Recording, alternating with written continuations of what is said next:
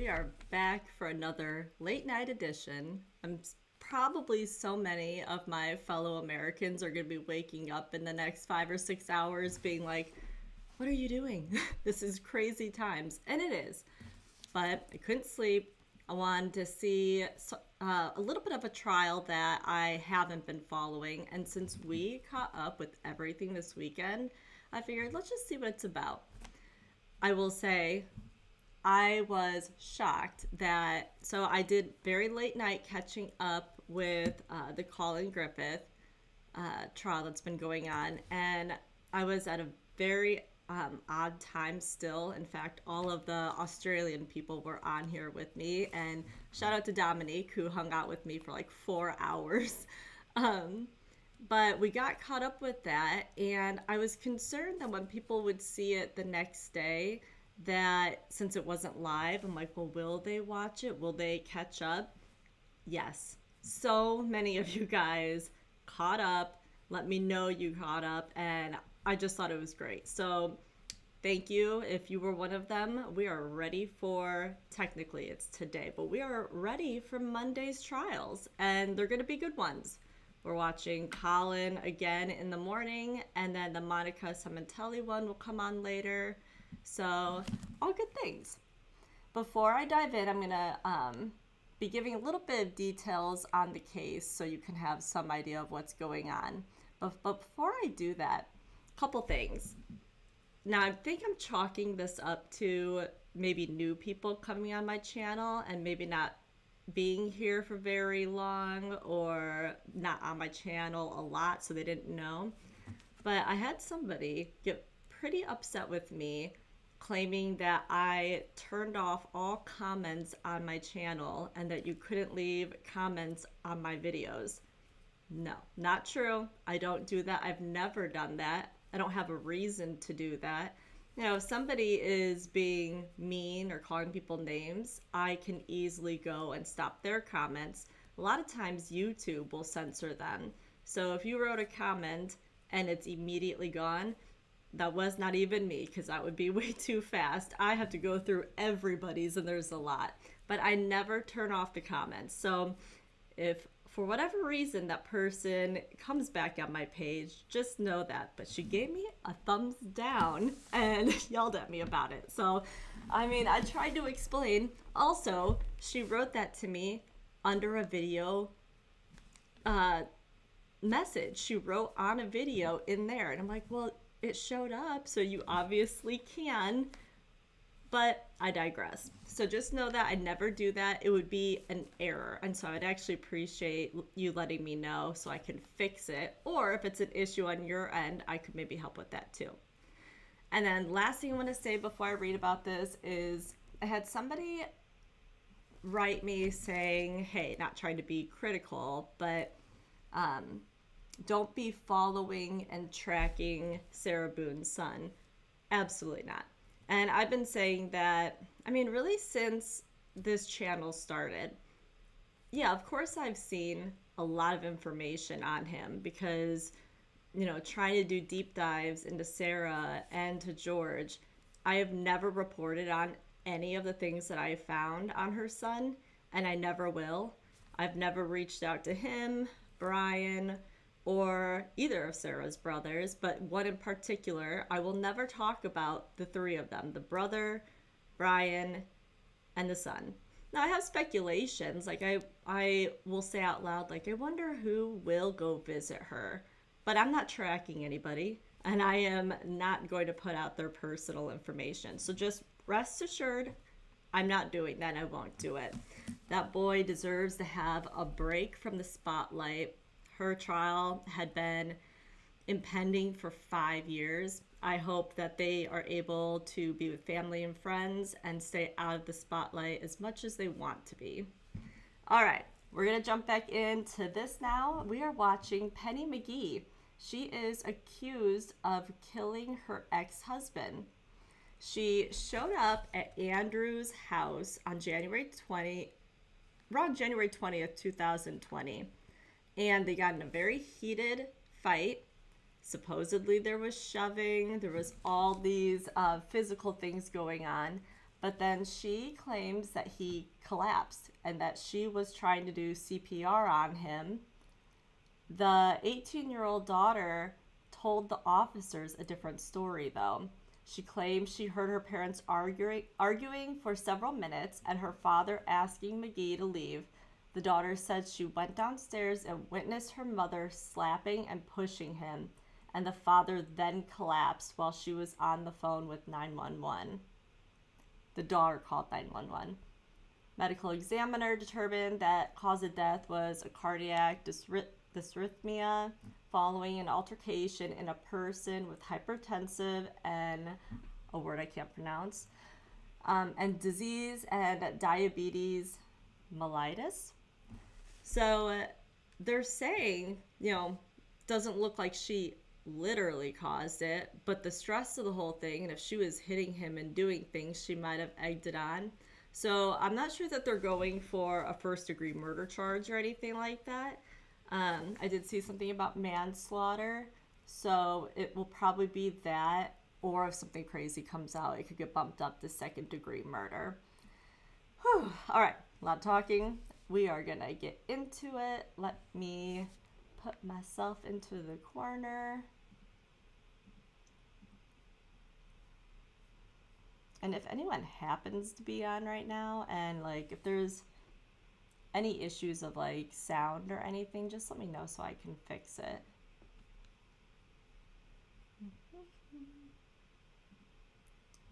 We're almost there. Too many windows open, I think. All right.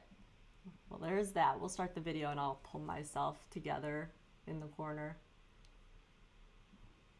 The beloved brother and father, Andrew Savitz. Throughout the course of this trial, you are going to hear that Mr. Savitz passed away after an altercation with his ex-wife, the defendant before you today, Penelope McGee. You are going to hear throughout this trial that Mr. Savitz was in quite ill health, having suffered a stroke, been in 2 car accidents, he had diabetes, and was experiencing memory loss and trouble with his peripheral vision. But most notably, Your Honor, Mr. Savitz suffered from severe cardiovascular disease, including a 90% stenosis of the right coronary artery.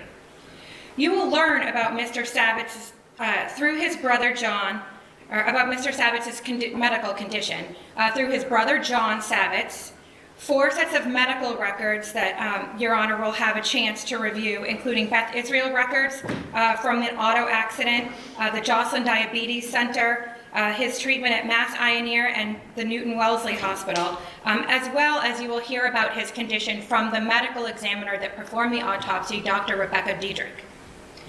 You will also hear from Andrew Savitz's brother, John Savitz, that Ms. McGee was aware of all of these conditions and the ill health of Mr. Andrew Savitz on the date of this incident. You will see emails and text messages to John Savitz from Penelope McGee updating him on Andy's various conditions, medical conditions, medications, and medical appointments. You will also hear that Ms. McGee was the healthcare proxy to Mr. Andrew Savitz. Then you're going to hear from Andrew Savitz's daughter, Zuzi Savitz. She's going to tell you what she saw happen that night on January 28th of 2020. Zuzi heard her mother come over to the home at 40 Meadowbrook Road in Brookline, where she was living with her father and her younger brother, Harry. Zuzi Savitz heard her parents arguing that night when her mother came to the house. And she could hear yelling and screaming. And when she went downstairs, she could see that her parents were in an argument. She heard something break, which we later found out, the court will find out, was a ceramic bowl. You'll see pictures of that broken bowl. But Zuzi's going to tell you she heard something break, and she went back upstairs to get her phone to call 911. She's going to tell you that she got her phone from her bedroom, called 911, and as she was coming down the stairs, she could see her parents in the hallway by the end of the stairs at the house towards the front door, and she saw her mother hitting and shoving her father against a wall where there was a sliding closet, and you're going to hear the 911 call, Your Honor. You're going to hear Zosie telling her parents to stop. And then in the middle of that phone call, Zosie's going to tell you she heard she saw her father collapse to the ground, and Ms. McGee started trying to give him CPR. Zosie was calling the ambulance to come quickly. The paramedics arrived. The Brookline police arrived. You're going to hear from the paramedic. You're going to hear from the responding officer from the Brookline police, all of whom tried to administer CPR and tried to resuscitate Mr. Savitz. Mr. Savitz was brought to the Beth Israel Hospital, where you're going to hear from the emergency room doctor that also treated him and tried to revive him, and ultimately pronounced him deceased at 12:14 a.m. In the early morning hours of January 29th of 2020. Lastly, Your Honor, you are going to hear from the medical examiner, Dr. Rebecca Diedrich. Dr. Diedrich is going to explain to you how Mr. Savitz's conditions prevented his heart from handling the fight or flight response that was happening during the altercation with Ms. McGee. Dr. Diedrich going to tell you her opinion as to what the official cause of death was of Mr. Andrew Savitz.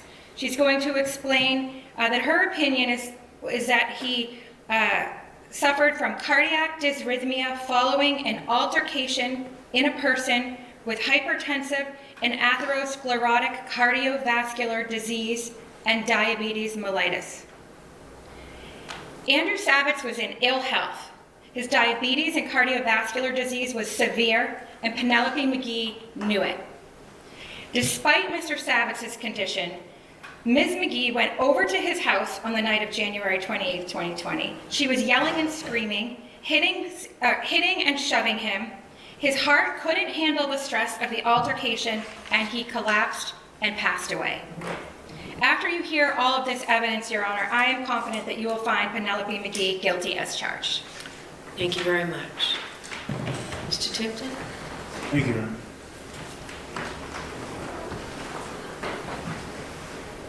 The evidence will show that Ms. McGee was married to the deceased for approximately 15 years, and they divorced about 6 years before this incident. That nonetheless, the evidence will show that they continued to work together to raise 3 children, get their children into college. They talked frequently, almost daily sometimes. At some point, Ms. McGee moved into a home that was owned by the brother-in-laws of the deceased. It was in Brookline. It was close by. It was close by the Meadowbrook home where Mr. Savitz also resided. She lived there in Randolph with her 3 children. At some point, the brother-in-laws chose to evict her. They did so. That eviction was formalized on January 3rd, 2020. During that same time, in the days leading up to January 3rd, you'll hear evidence that both Mr. Savitz and Ms. McGee worked continually together as they sought to get their daughter Susie in college. They talked frequently. She ran errands for him, he ran errands for her. At that time, January 3rd of 2020, he was working, he was traveling, he was enjoying his life. One of his things he liked to do was gamble. He did that. He was functioning. He also texted, and the evidence will show that he invited Ms. McGee to reside at Meadowbrook while she looked for other housing. But there was an issue. The evidence will show that there was a significant issue of the relationship that had deteriorated between Ms. McGee and her daughter. So there was an arrangement made. She could not appear at Meadowbrook unless her daughter was up in her room and in bed, maybe studying.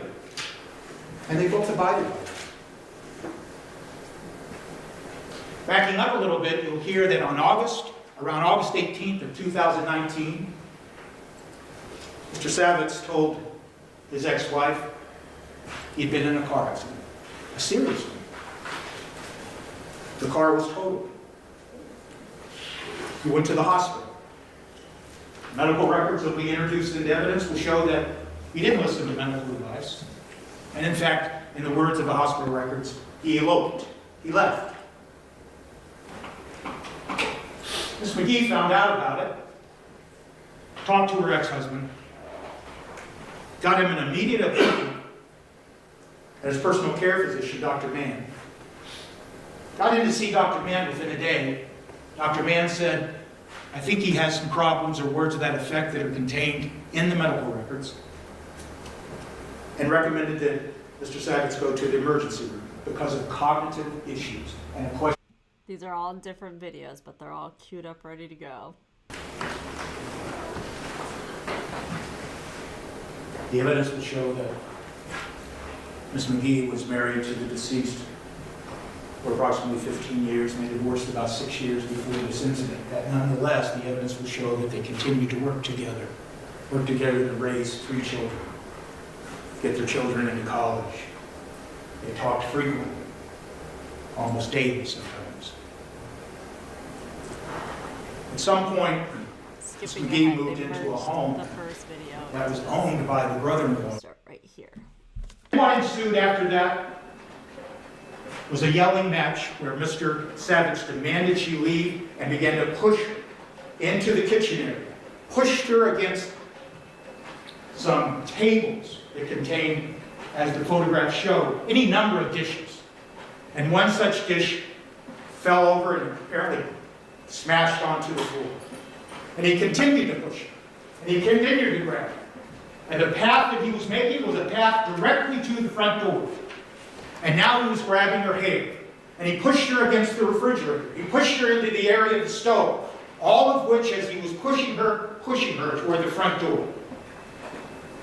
And now he had a hold of her body. He had a hold of her hair. And he was simply trying to get her out of the house. And she was moving backwards, not understanding what was happening. All of this happening in a short period of time, with yelling and chaos.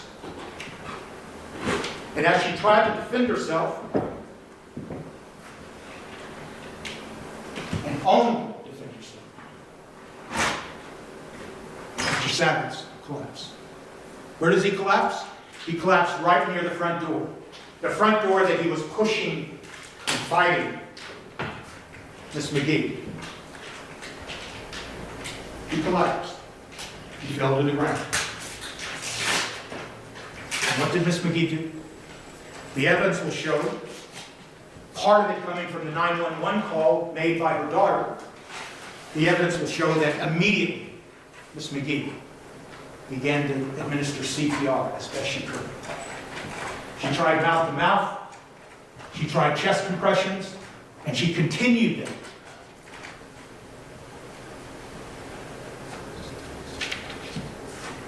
At some point, we believe that the first person, the evidence will show, first responder was a Brookline police officer, Yanez, who appeared on the scene as a result of the 911 call. And what about that 911 call? Well, the Commonwealth asserts one thing. The evidence will show that in that 911 call that was made by her daughter, the evidence will show that the daughter is overheard saying repeatedly, "Stop, stop, Dad, stop, Dad, stop, stop, stop, stop." Nowhere in this 911 call, up to the 50-second mark, when Mr. Sagetz collapses, does the daughter say anything like, "Mother, stop." And that's because the evidence will show that her father was pushing Miss McGee out the front door. Now,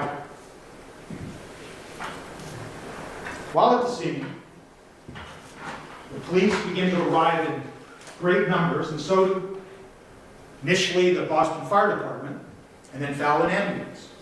And while this chaotic situation is going on, Miss McGee is standing there experiencing the terrible, excited state as a result of being attacked by Mr. McGee. And she's witnessing, though, the efforts to try to resuscitate Mr. Savitz. And she's standing there. She's upset. And as one officer described, when he saw her, she looked very anxious. And what does she say, according to the officer? The evidence will say, I need to go. I need to go to the hospital. I need to go to the hospital with Andy.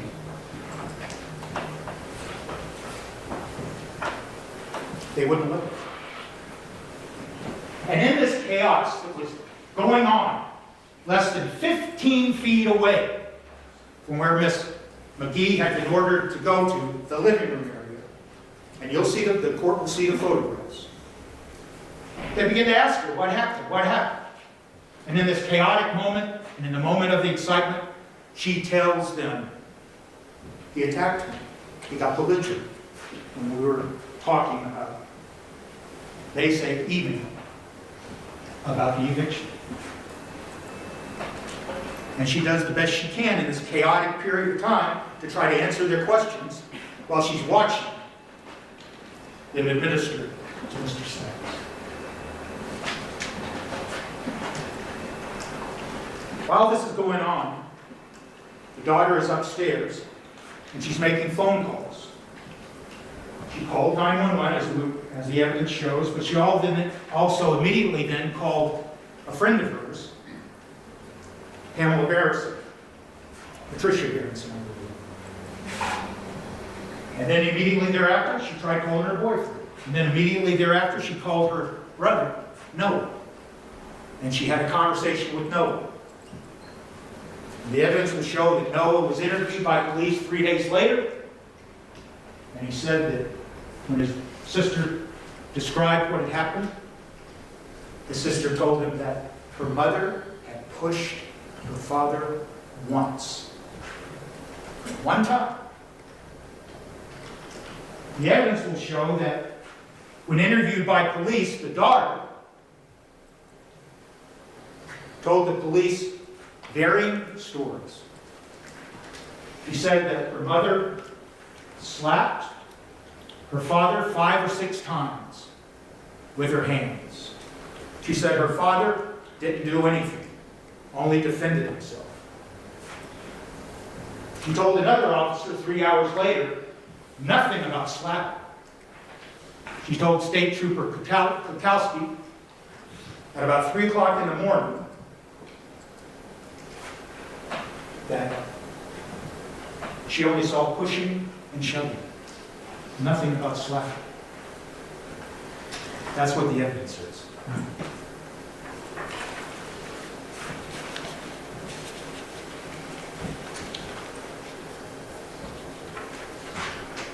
This evidence will rest on the, in large part, to the medical examiner's findings, Dr. Dietrich, of the Office of Chief Medical Examiner.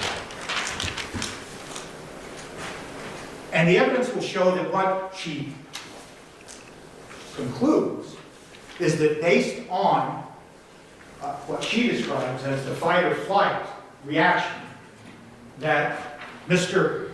Savitz's heart was overwhelmed and could not react to all the flood of hormones that resulted from the stress. And therefore, she made a conclusion, a medical examiner's conclusion, of homicide. That's death at the hands of another. She'll testify to that. What the evidence will also show is she doesn't make that finding until April 29th of 2020. And prior to making that finding, she told a trooper that appeared at the autopsy that her finding was going to be natural. Not homicide.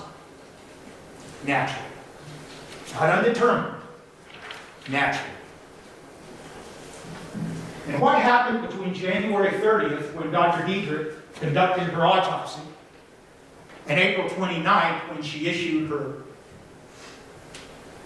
findings and opinion? Well, there were conversations and there were attempts by attorneys representing the three brother-in-laws to get access to the medical examiner, get access to the autopsy. There was a letter drafted dated April 9th, that the evidence will show. It was written by one of the attorneys to the district attorney's office, advocating for prosecution under manslaughter, citing the case law. A 3-page letter. There's logs from the medical examiner's file that indicate that the attorney was contacting the ME and asking, the medical examiner, and was asking for autopsy reports and findings and all sorts of things, and continue to do that.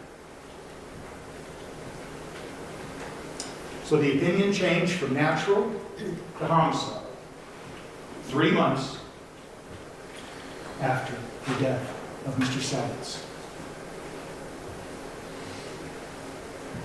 Why is it important to consider and listen carefully to the medical examiner's opinion? Because the medical examiner, the evidence will be that the medical examiner did not seek these records, only sought the emergency treatment records, had in her possession Officer Yanez's report where self-defense is clearly set out.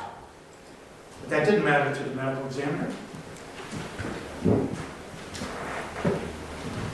And why is that important? Because the evidence will show that the only thing that the medical examiner relies upon are basically two things. The timing of the incident and when Mr. Savitz collapsed, and what the medical examiner attributes blunt trauma and bruising and injuries appearing on Mr. Savitz's body. However, the records that will be introduced into evidence from Beth Israel Hospital, from the doctors who were attending to Mr. Savitz, will say there was no trauma noted. Troopers, or at least one trooper that appeared at the autopsy, will tell you that he made observations of scratches that looked days old, of scabs that were healing. There is some notion about a blackened eye or black coloring around the eye that Dr. Diedrich highlights and somehow makes the conclusion that that was a result of what happened on January 28th, without even considering, based on the content of the OCME file, considering where Mr. Savitz fell, where he collapsed, how he collapsed.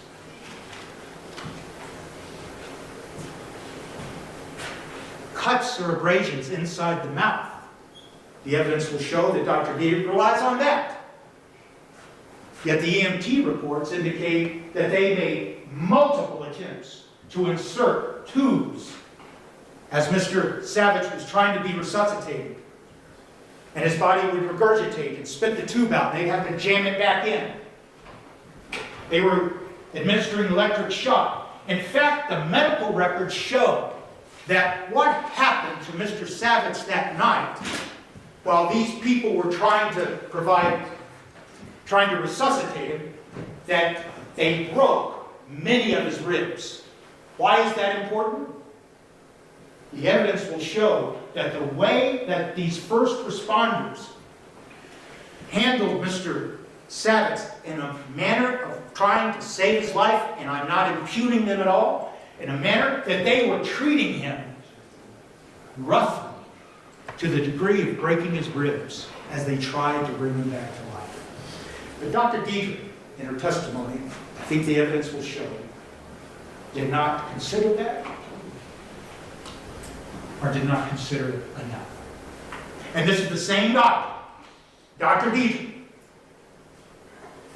who in a case involving the death of a state trooper who was struck by a car and attributed the state trooper's death 2 years later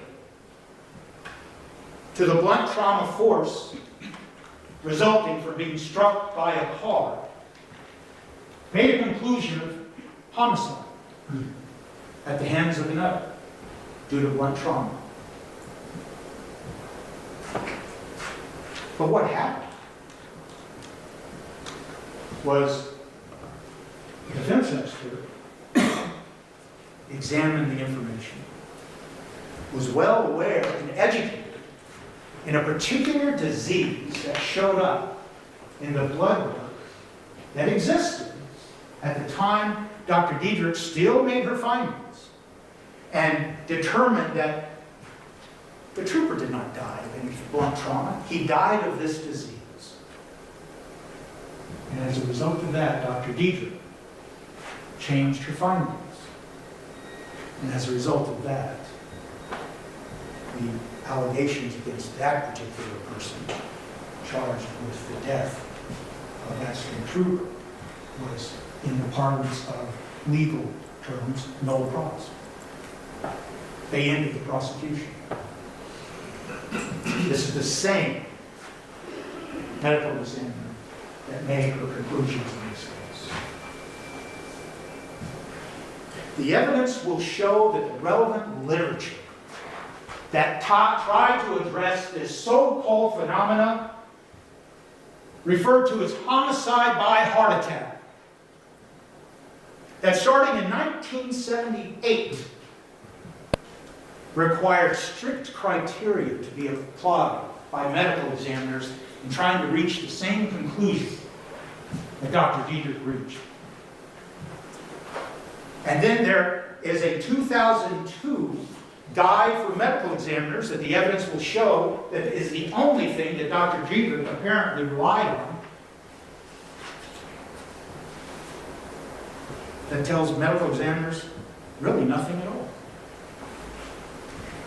And then you'll hear evidence that the relevant literature, published 2 years later, in 2004, authored by Dr. Turner, revisits the strict criteria to be applied in these so-called homicide by heart attack cases where there is a physical touching.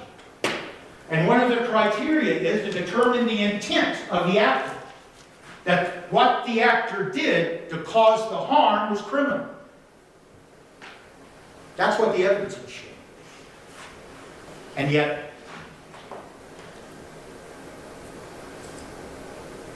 the evidence will show that this case is about self-defense and being attacked. The relevant literature will also talk about the stress reaction occurring, as I stated a minute ago, motor vehicle accidents, but also anger on behalf of the deceased in situations. Anger triggers the same physiological response that Dr. Diedrich talks about, that she rests on finding her opinion and making a homicide finding. Respectfully, Judge, we believe that once you consider all of the evidence and all the testimony, that based on the science, and based on the lack of reliable assessments made by Dr. Diedrich, you will find Ms. McGee not guilty. If you weren't on with me when I first pulled this up, it's a whole bunch of the videos that equal day one. So watch the next one. Also, they are only going for manslaughter, but boy, is that quite the hill to climb. He had a whole bunch of medical issues and his blood pressure was raised, and it sounds like that is what triggered and caused this. It's going to be really hard to pin her for that. And how did the pushing and the slapping end? My father collapsed And where did he collapse? onto the floor in the front hallway. And what did you do once that happened? I started screaming and I told 911 to send an ambulance. And what was your mother doing? This is their daughter, and she told the police various stories. I'm not sure if you want to consider that lying, but she changed her story more than a few times. Once your father collapsed.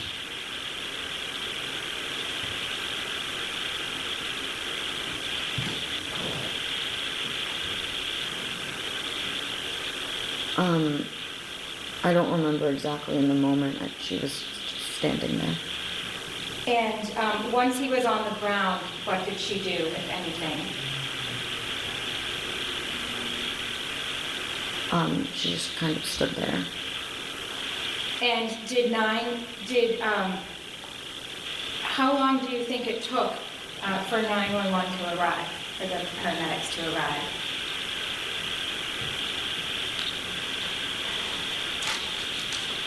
I'm not sure exactly about the paramedics, but it took the police about 5 or 6 minutes to arrive. And during that time period, what did your mother do? At first, I kept begging her to give him CPR, and she insisted that he didn't need it. Did she give him CPR? Yes, eventually.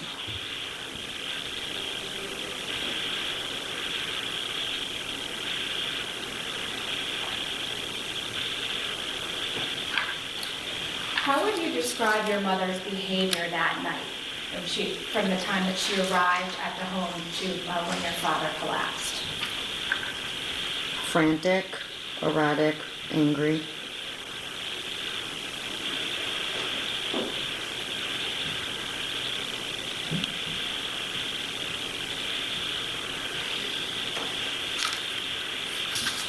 Ms. Savitz, I'm going to play exhibit number 1 for you. And Ms. Crawford, could we please play exhibit number 1? 911 front board, where's everything? Hello, can you please come to Tony Mariposa Road? Mariposa Road? Yes. What's that? Can you sit in front of that? Please come back to the phone. Okay, hang on, I want you to stay before, okay? Sarah, 40 minutes, what's for the message? I'm here to come right now. Just get out of the way, I want you to stay on the phone. What's your name? Stop! Why is it Lizzie? Stop, Lizzie! Stop! Lizzie! Does anyone have weapons there? What? Does anyone have weapons? No! Stop! What's going on? What's Karen? Stop! Lizzie, stop! Okay.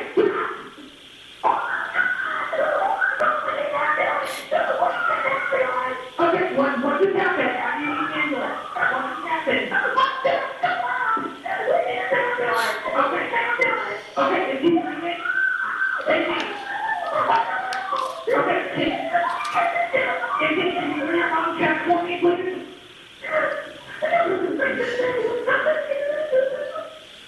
Okay. Izzy, I have help on the way, okay? I have to tell you to be confident, okay? Can you check and see if he's breathing? He's breathing. He's breathing. Done.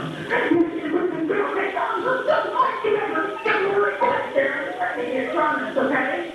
And the paramedic 10, 40 medical gloves, and down. You're okay. And the paramedic 10, 50 medical gloves. Putting down, just putting it on. You really isn't anything at the time. Okay. Okay. Still love you, Dad. Izzy, I'm so away, okay? Okay. How old are you? I'm 17. Okay.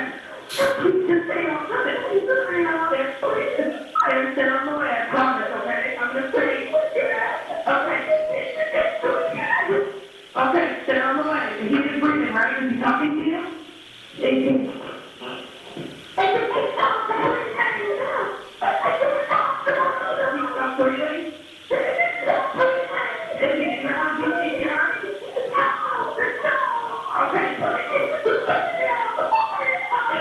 Izzy, help on the way, okay? I'm gonna help you with CPR, okay? Does your mom know how to CPR? Okay?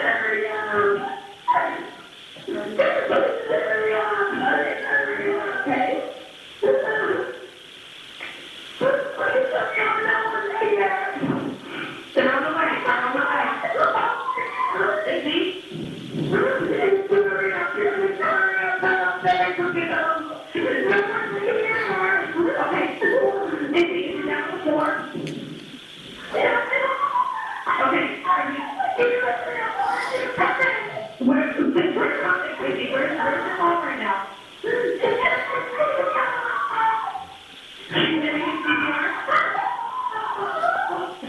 Cindy, are you just taking me back for me, okay? Is your mom getting your dad CPR right now? Did you anything about me? Cindy, there's a law enforcement on the way, okay? If you have an apartment over there, is that stay right now? Oh, just the house. Okay, open the front door and turn on the lights for them so they know where they're going. Okay, and you're doing great. You're staying outside? Yeah, you're doing great. I just want you to take a deep breath for me, okay?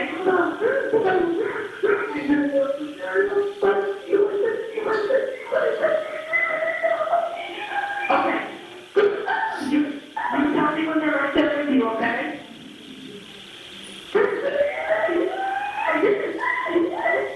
Take your deep breath for me. You're great, okay? The ambulance is coming too. The police officers and the firemen come with them, okay? But they all know how to do CPR, so they're gonna come and help, okay? Andy, you're doing great. 911. Ms. Savitz, is that your voice on that recording that we just heard? Yes, And is that the call that you made on January 28th of 2020? yes. And when you were making that call, where were you standing? In the front hallway. And where was your dad when you were making that call? On the floor. And was he close to the stairs? Yes. Now, Ms. Savitz, I'm going to show you some photographs.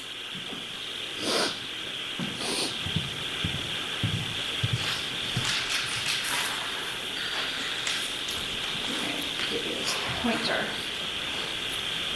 Press the green button.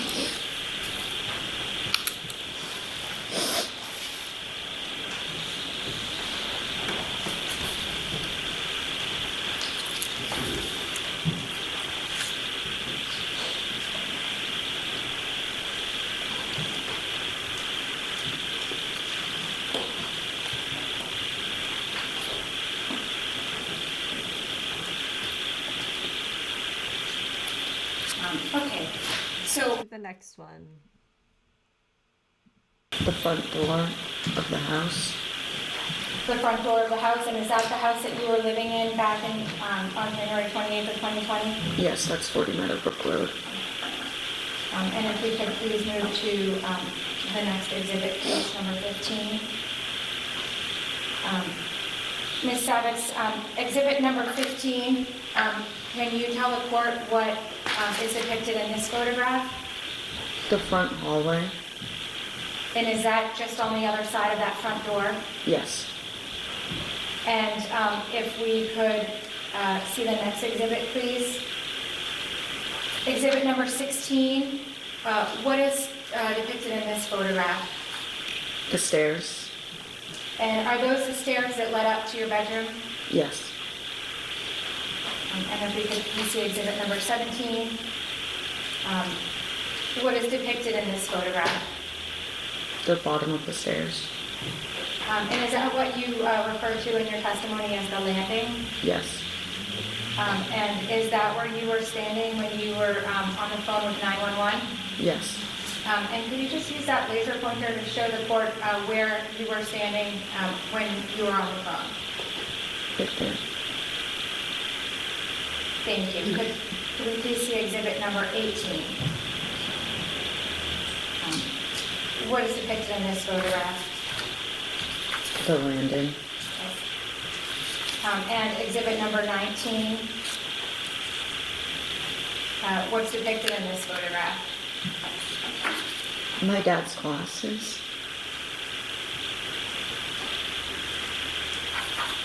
And exhibit number 20, please. What do we see in exhibit number 20? The stairs and the top of the stairs. So at the top of the stairs, what is at the top of the stairs? A bathroom, and if you turn right, there are 3 bedrooms. And are one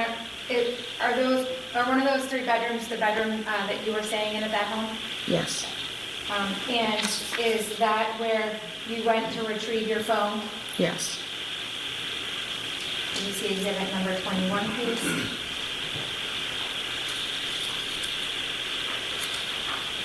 What is depicted in this photograph? The living room?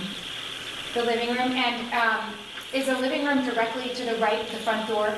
Yes. And in fact, in this picture on the right-hand side, is that the front door that you would use to enter the home?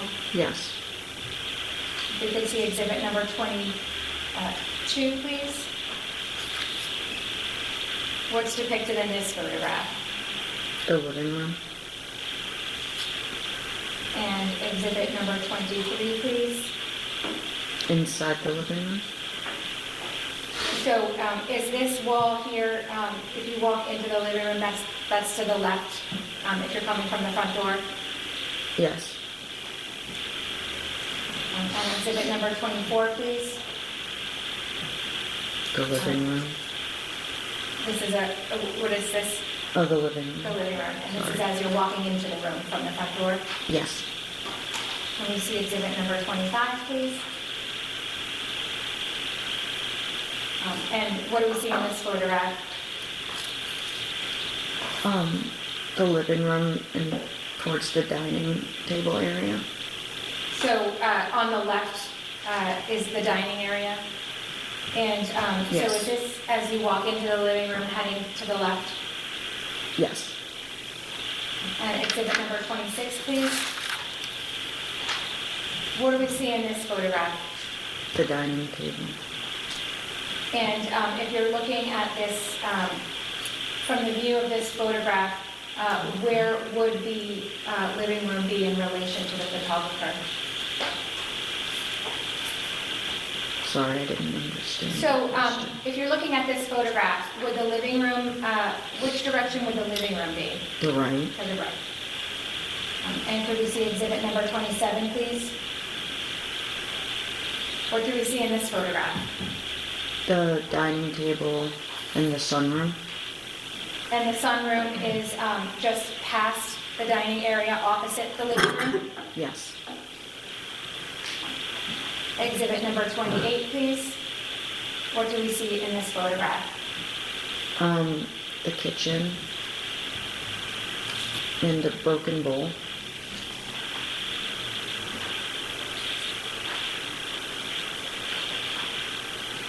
Exhibit number 29, please. What do we see in this photograph? The broken bowl on the floor. Can you tell the court what, were you familiar with that bowl? Yes. Where was that bowl regularly kept? On the counter. And on January 28th of 2020, did you notice anything different about that bowl? Yes. What did you notice? It was smashed on the floor. Did you see that bowl get smashed on the floor? No. Did you hear the bowl get smashed on the floor? Yes. When did you hear the bowl smash on the floor? When I was coming downstairs the first time. When you were coming downstairs the first time?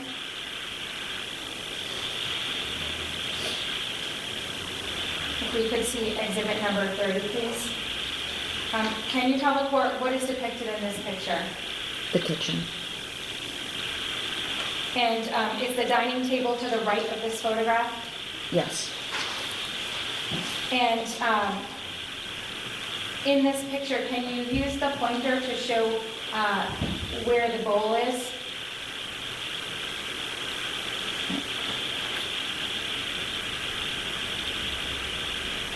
And where was the bowl regularly kept prior to this night? On the counter.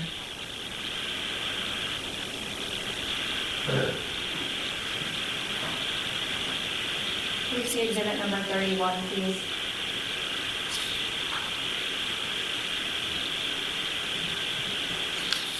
And what is depicted in this photograph? The kitchen and more pieces of the bowl. And exhibit number 32, please. The bowl on the floor. Exhibit number 33, please.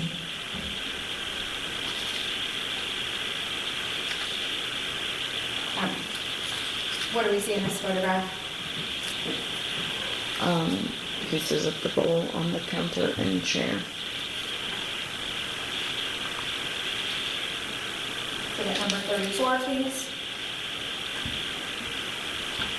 What do we see in this photograph? The kitchen island. And what's just past the kitchen island? The fridge and the oven and the back door or side door. And if just to the right of the artwork that's hanging on the wall, is that a doorway? Yes. And where does that doorway lead? On the left to the basement, the door right ahead leads to outside. And is there any door there that leads to the hallway?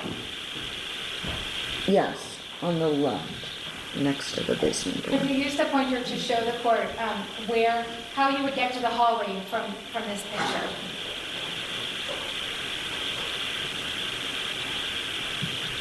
Through that entryway.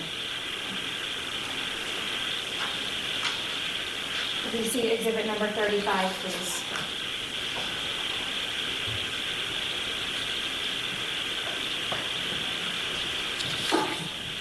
Can you tell the court what is depicted in this photograph? The kitchen and the dining room area.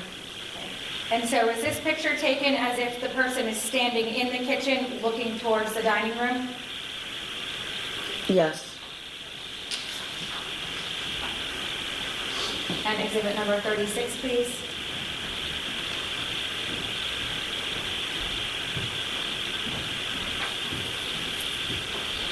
What do we see in this picture? The dining table. And again, this photo is taken by somebody that's standing in the kitchen, is that correct? Yes.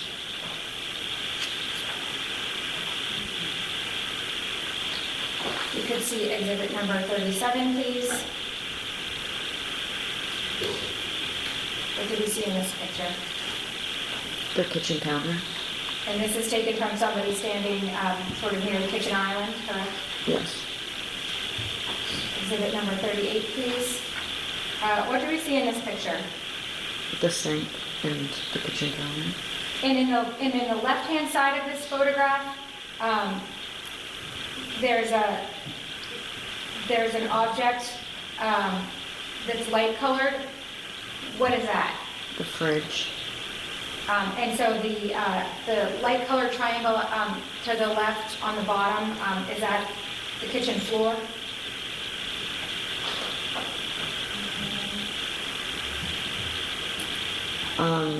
Sorry, I didn't understand.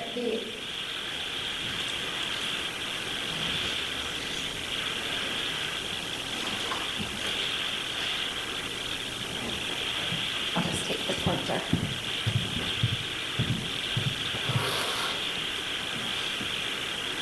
This area here, is that Yes. the kitchen floor? Yes. Do you see anything on it? No.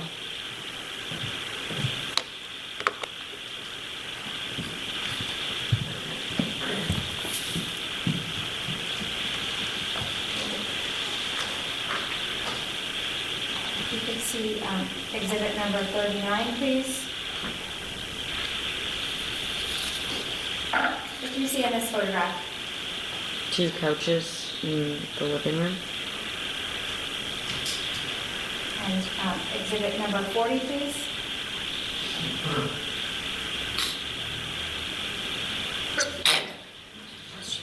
What do you see in this photograph? Papers on the floor. And where were these papers located? What room is this? The sunroom. And so that's the room just past the dining area if you're coming from the living room, correct? Yes.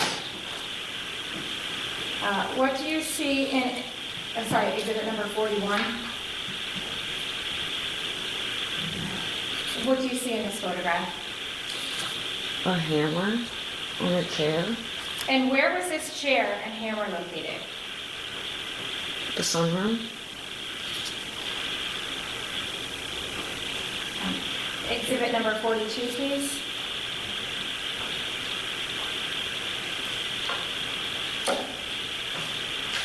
What do you see depicted in this photograph? The front hallway and the front door. Now, if you could please use the laser pointer, could you tell the court where were your parents when you got to the bottom of the stairs and you saw your mom shoving and slapping your dad? There. And what is the, is that a closet door? Yes. And so when your dad collapsed, where did he collapse? Right there. And there appears to be some kind of object on the wall. Can you tell the court what that is? A vent. Could we see exhibit number 43, please?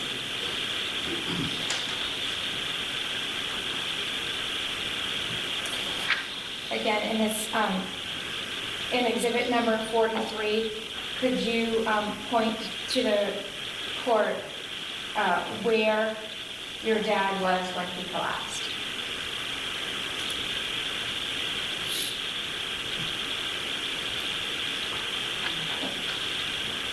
You see exhibit number 44, please.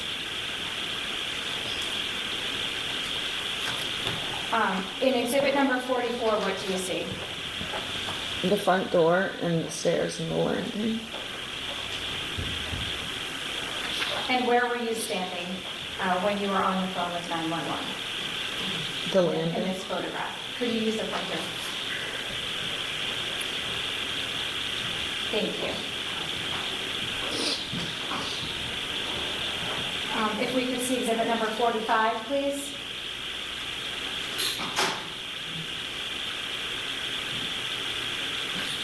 Ms. Savitz, what do we see in this photograph? The kitchen counters. And can you see the kitchen floor? Yes.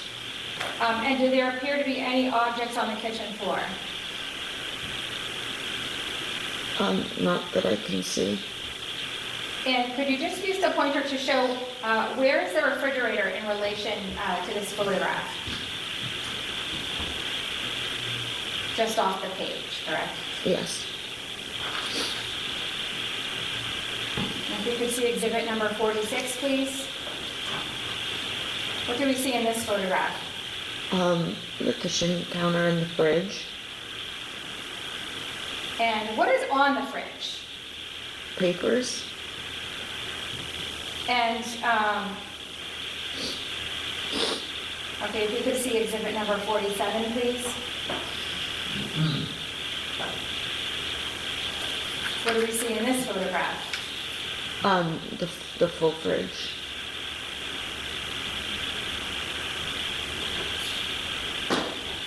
And again, papers and photographs. Yes. If we could see exhibit number 48, please.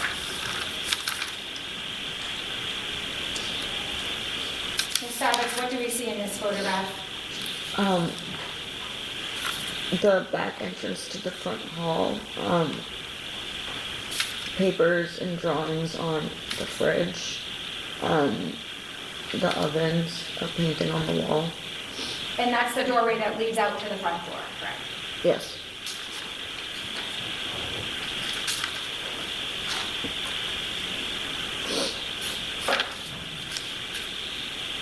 Thank you, Ms. Crawford. You can put that down.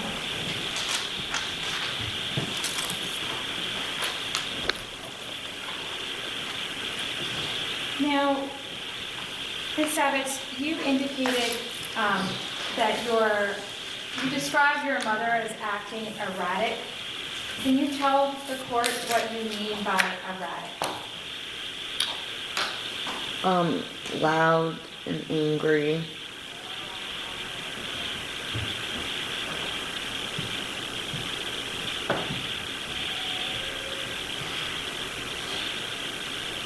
Is there anything else about her behavior that caused you to characterize it as erratic? Slurring her words and yelling and stumbling.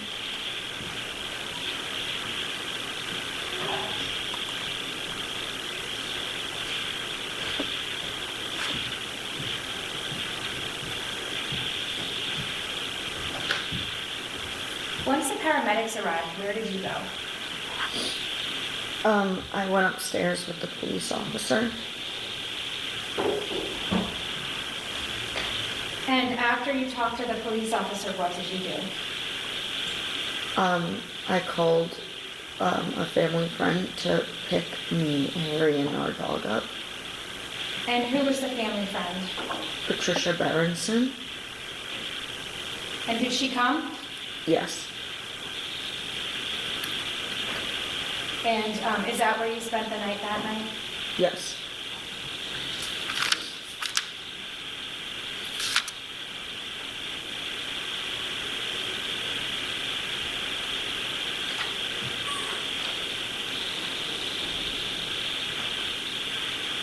Yeah, I just have 1 minute. Sure.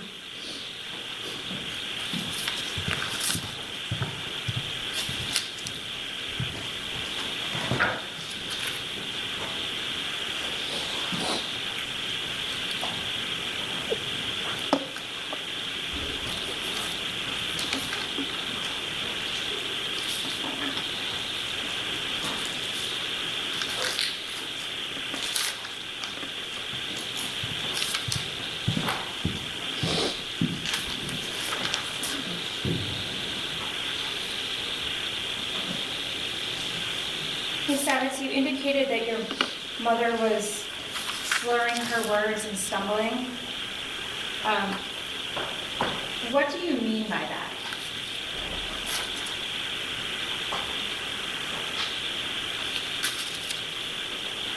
I don't understand the question. Well, where was your mother stumbling? In the front hallway.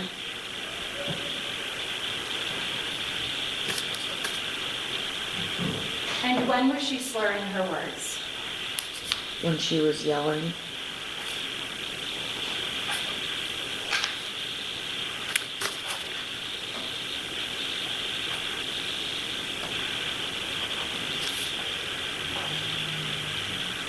Thank you, Ms. Savitz. I have nothing further.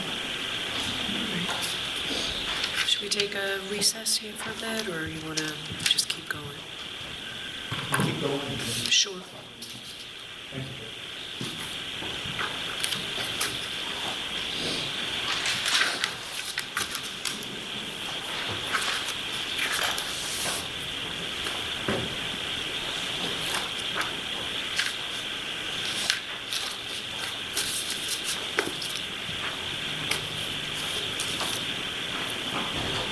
Good afternoon.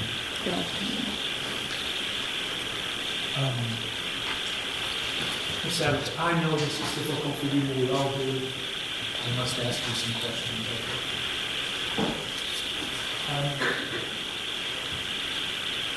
Regarding that 911 call that we heard, it's fair to say, isn't it, that during that call, you were heard saying, "Stop, stop." Yes. At some point, you are heard saying, "Dad, stop, stop, stop." Yep. Yes. At another point, you're heard saying, "Dad, Dad, stop." Yes.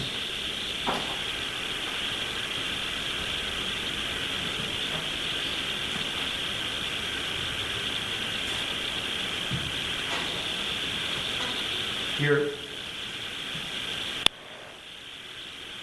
father collapses in the hallway, as you described, and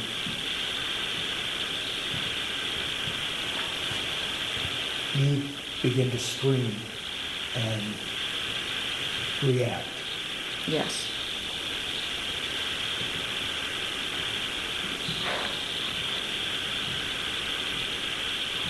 While you are reacting to what you're seeing, you're still on the phone with the 911 operator, right? Yes. And we can hear what it is that you're saying, even though you are screaming and reacting to what you're seeing, correct? Yes. And we can hear you say something to the effect of, look what you've done. You hear that, don't you? Yes. And that's you saying that. Yes. We hear you say at around 3 minutes and 15 seconds into that call, the dispatcher asks you if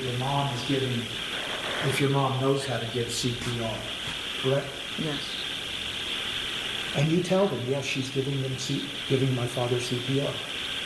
Yes. But we never hear anything throughout that whole 4 minutes of 911 where we hear you telling your mother, give him CPR, give him CPR. We don't hear any of that, do we? No. And in fact, isn't it true, Ms. Savage, that you had told people like the district attorney or police officers that when your father collapsed, your mother began to give him CPR right away?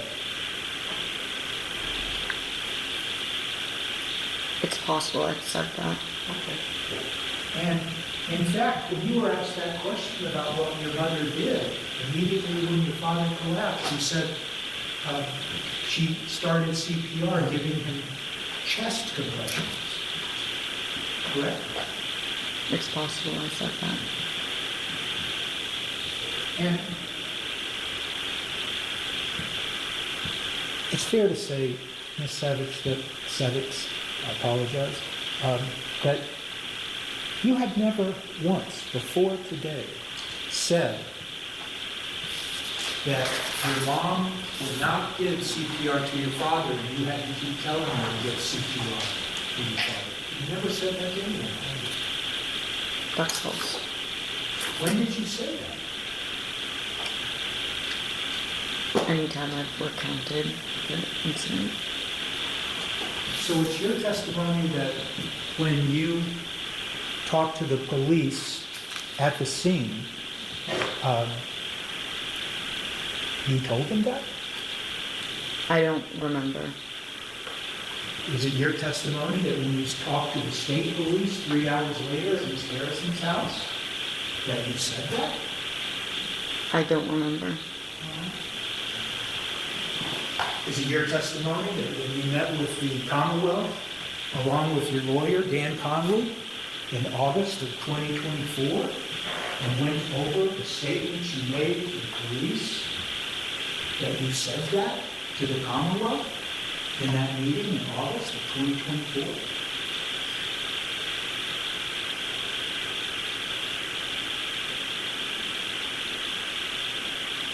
I don't remember. And is it your testimony that when you met with the Commonwealth on January 22nd, I think that was by Zoom, not in the office, that when you went over your trial testimony, the statements you made, that you said that? I don't think that came up. Did you go over your statements that you had made to police when you were in the office with Attorney Dan Conley on August 2024? Did you go over your statements? No, You did not? not the actual statement.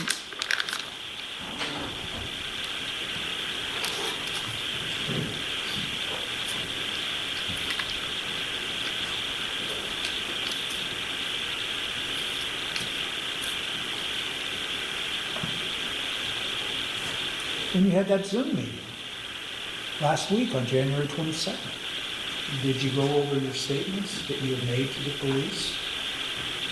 No,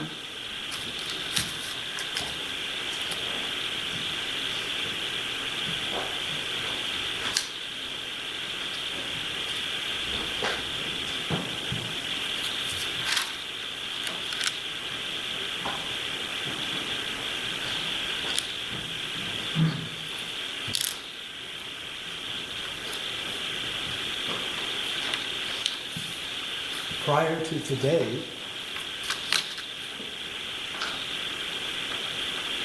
strike that. I withdraw that question. Prior to January 22nd of 2025, last week,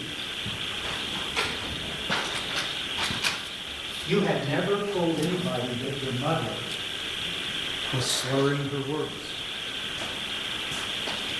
is that a question or a statement? Yes. It's a question. That's false. When did you tell the police before January of 2025? I'm sorry. When did you tell the police before January 22nd of 2025 that your mother was slurring her words? I had not talked to the police since they got a statement from me at Patricia Berenson's house.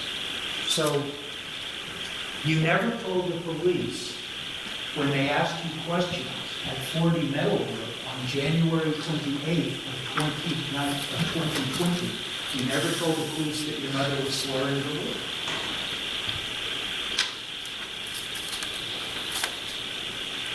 No, And when you talked to the state police 3 hours later in Miss Garrison's house, you never told the police that your mother was slurring her words. no, I just found out my father died. But you never told them that your mother was slurring her words. No, I had just found out that my father died. So you want to keep adding that to the answer, not, we understand that, but you never told them, right, about slurring words. No, again, my mind was on other things. Well, you were asked a lot of questions, weren't you? Yes, 3 hours after my dad died, And you answered those questions, didn't you? to the best of my ability at that moment.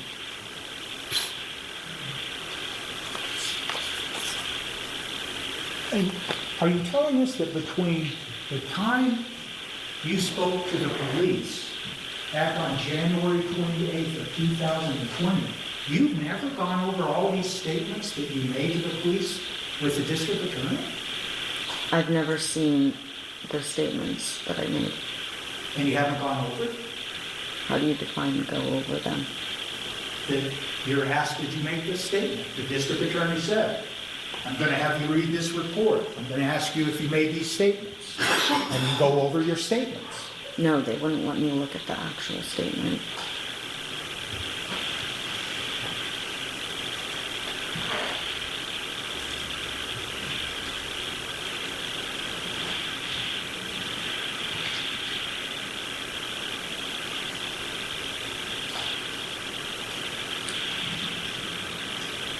And what about at the end of the questioning by the state police at Miss Barrison's house? Did they go over the statements you had just given them and confirm that they were accurate? I don't remember.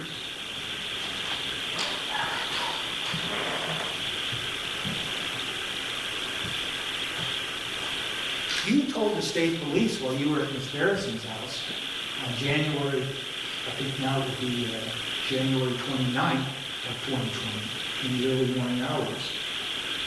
You said that your, quote, mother was coherent. That's what you told them then, correct? Again, I haven't gone over the statement, so, and I don't remember, so I can't confirm that.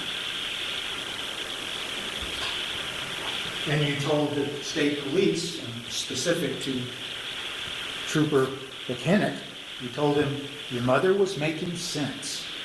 Correct? Again, I don't remember. I haven't read the statements or gone over them.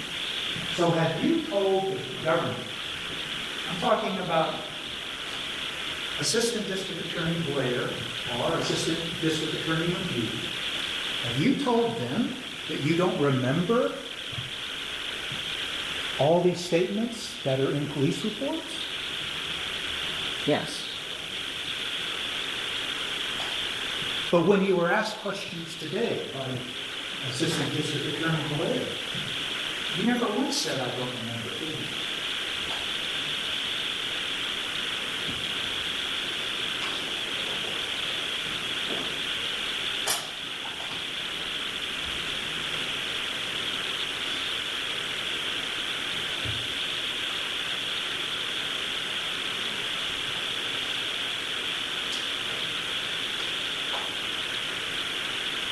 I don't know.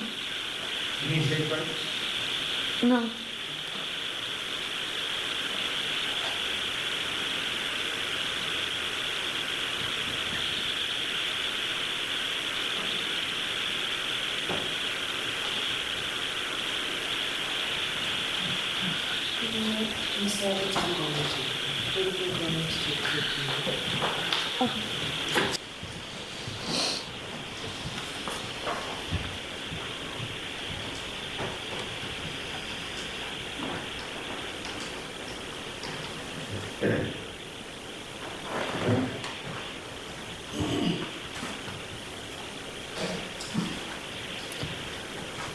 Savitz, you didn't know what your mother and father were arguing. I did. You are muted. You are unmuted.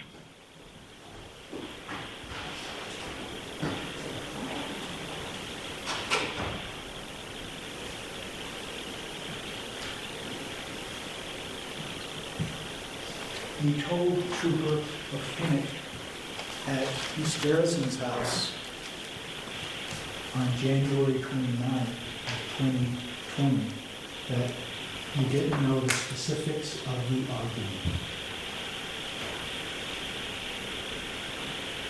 Is that a statement or a question? It's a question. Again, I don't remember exactly what I said. You told Buchanan at the same time that you were speculating that the argument, you used the word speculating, that the argument is over your mother being forced out of 79 Avenue. Again, I don't remember what I said 5 years ago.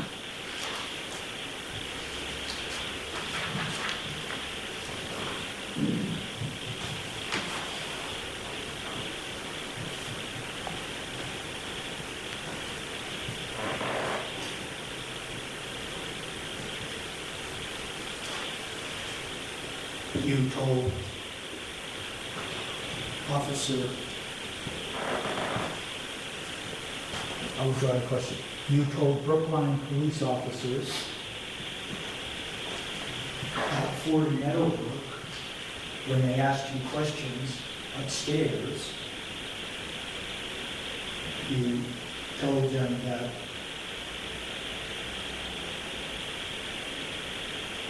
your mother was slapping your father in his face and chest with open hands. That's what you told the Brookline police. Yes. When you talked to Trooper Buchanan a few hours later, you said that you saw your mother push and shove your father. Both things can be true. You told Buchanan that you saw your mother push and shove your father.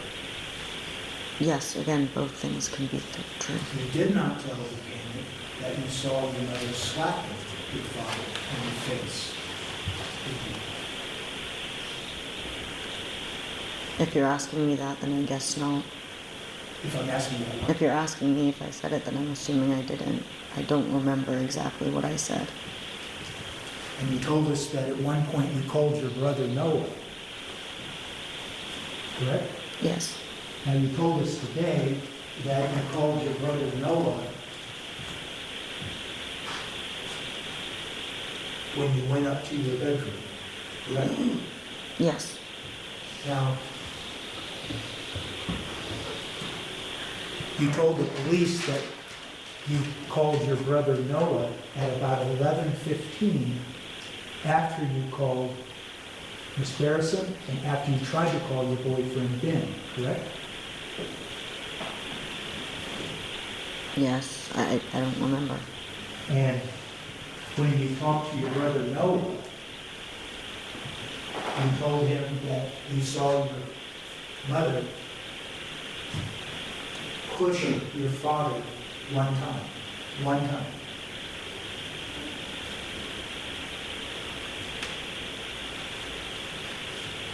Isn't that true? I don't remember.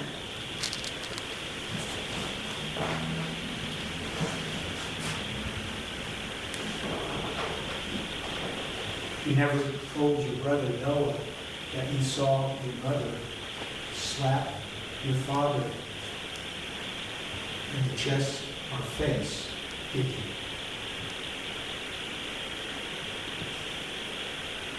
During that specific phone call?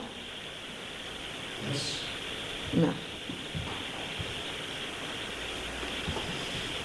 And you never told your brother Noah that you saw your mother shove and push your father 5 to 6 times, did you? During that phone call? Yes. I don't remember. Did you call your brother Noah twice that night? I don't remember.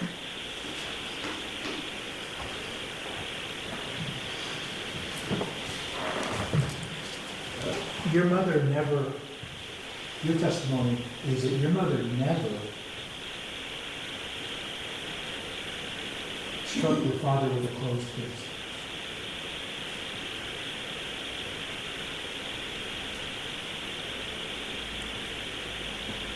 Or is that a question?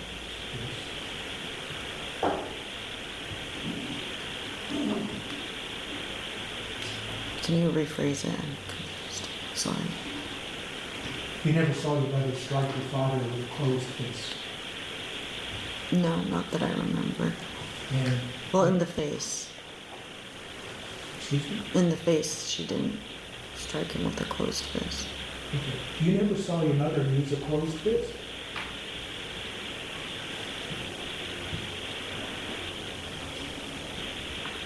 I don't remember. You told Officer Buchanan at Miss Garrison's house you never saw your mother strike your father with closed fists. I don't remember.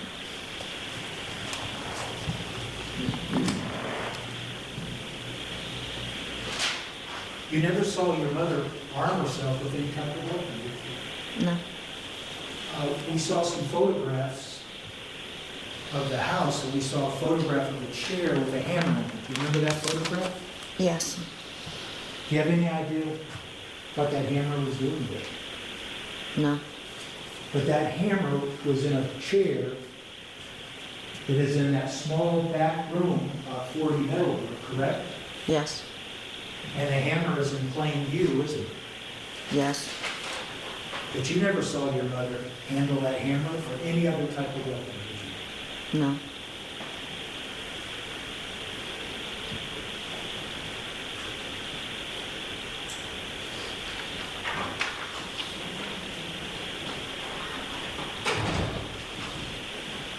You told us today that when you first heard yelling, you thought it was your father yelling at your brother Harry. I thought they were yelling at each other. You've never told that to the police or to the district attorney, have you, before today? I've told that to the district attorney When did you do that? when I recounted my the events. Was that in the meeting in August of 2024 or in the meeting in January 22nd of 2025? In 2024.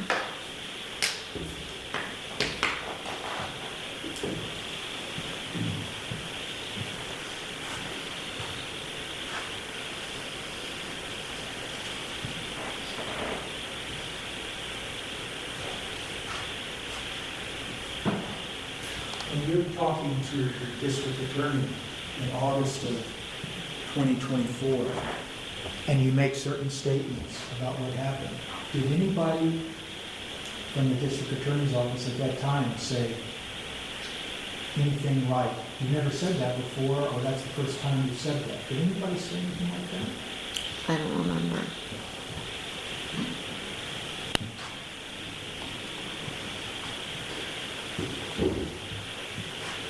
Turning your attention to January 28th of 2020, you're not sure where your mother stayed the night before, January 19th? No, I'm not sure. And, I'm sorry, January 27th. You do know that your mother was staying at Fort Meadowbrook in the days leading up to January 28th of 2020, right? Some days when I wasn't there. And you do know that she was staying in Noah's room, correct? I assumed, but I'm not sure. Okay. And is that because you're not sure because your father didn't tell you that your mother was staying in Meadowbrook? No, he did tell me. And was there some type of arrangement between you and your father that you wouldn't have to associate or run into your mother while she stayed at Fort Meadowbrook?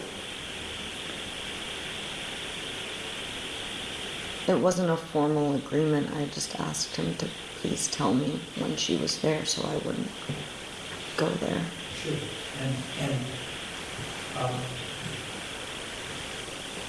In fact, during this period of time, you weren't speaking to your mother, were you? I was not. Pardon? I was not speaking with her. And in fact, when you were asked that on January 29th at Ms. Harrison's house by the state police, you said, I can't even remember the last time I had a conversation with my mother. That's what you told the truth, isn't it? I don't remember. But that would be correct. Okay, so you don't even remember the last conversation you had with your mother. Is that fair to say? No. Yes, it's fair to say I don't remember. Ms. Savage, you said you told us you were going to college in Miami, correct? Yes. And it's fair to say that your brother-in-laws are paying for your college tuition, correct? Yes. And they're giving you money to live, correct? Yes. And at some point, did you move up to Newport, Rhode Island during the summer months of 2024? Yes. And were you aware of the fact that your mother was living in Newport, Rhode Island at the same time? No. Did you discover that she was living there when you moved up to Newport? Yes. And she never approached you and tried to talk to you, did she? No, she did not. And she never approached you and tried to talk to you about this case or anything like that, did she? Not about this case, no. And she was in possession of the family dog, right? Correct. And the family dog was ill, correct? Correct. And you wanted to see that dog before the dog passed away, correct? Correct. And so your mother made arrangements with a person living at the same place to have you come over and see the dog, and she left. You didn't encounter your mother, correct? Correct.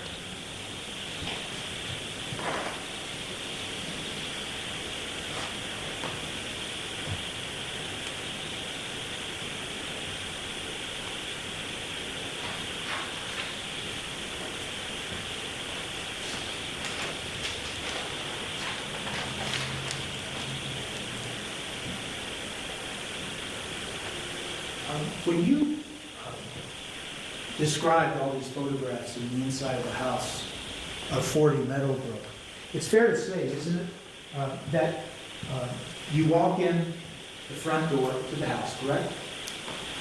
Correct? Correct, yes.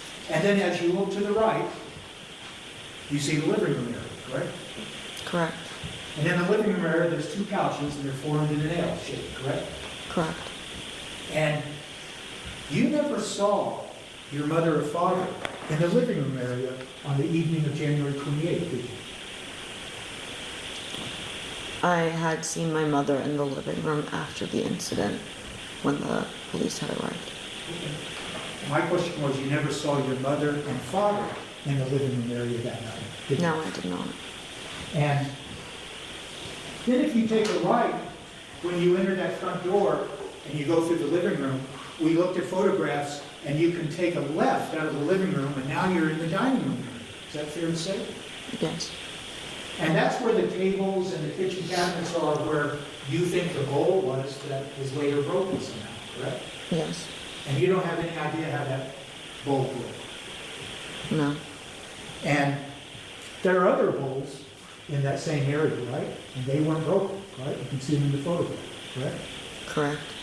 And as then you turn to your left now, you look in the photographs and you can see the kitchen, correct?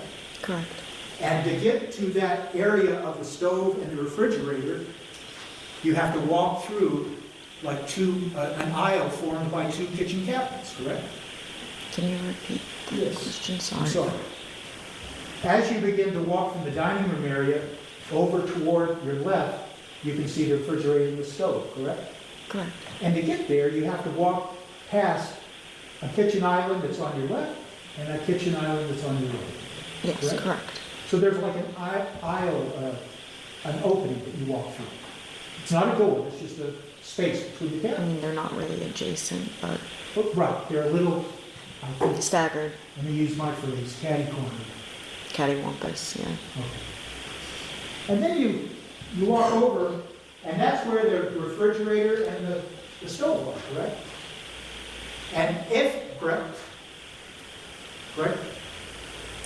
Sorry.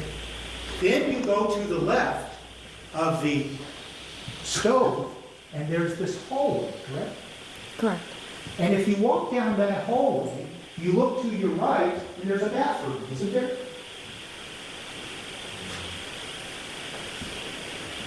Can you repeat that?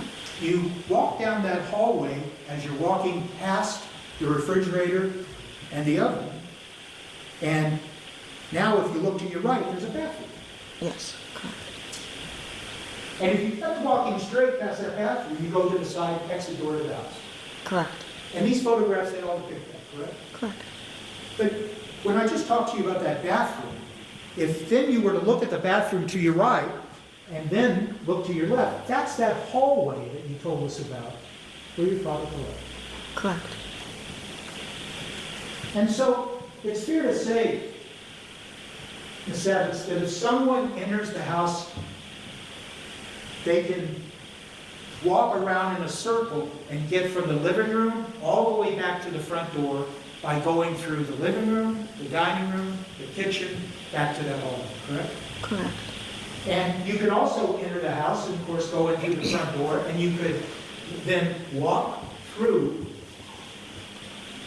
the hallway, take a right, walk through the kitchen, take another right, walk through the living room, take another right, head to the front door, correct? Correct. You don't know how your mother came into the house, do you? No, I don't. And you don't know if your mother only made it so far into the house that she only made it into the kitchen, do you? Sorry, can you repeat that again? You don't know if your mother was in the living room before you came downstairs, do you? Correct. And you don't know if your mother was in the dining room before you came downstairs, do you? Correct. And you don't know if your mother walked down that hallway off the front door before you came downstairs, do you? Correct.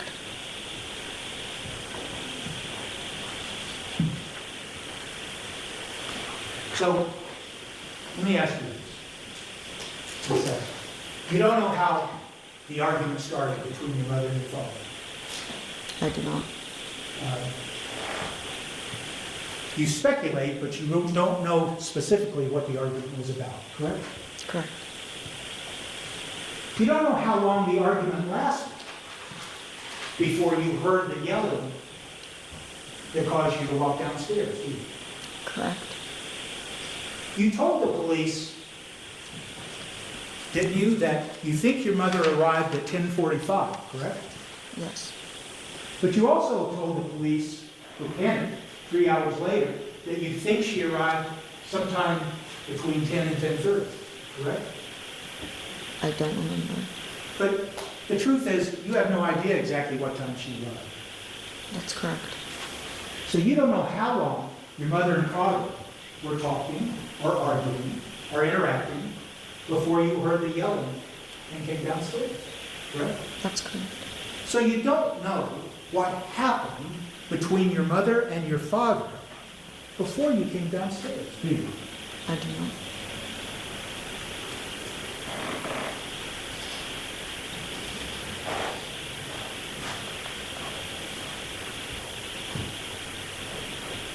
You do know, don't you, that your mother cared for your father after the car accident in August of 2019?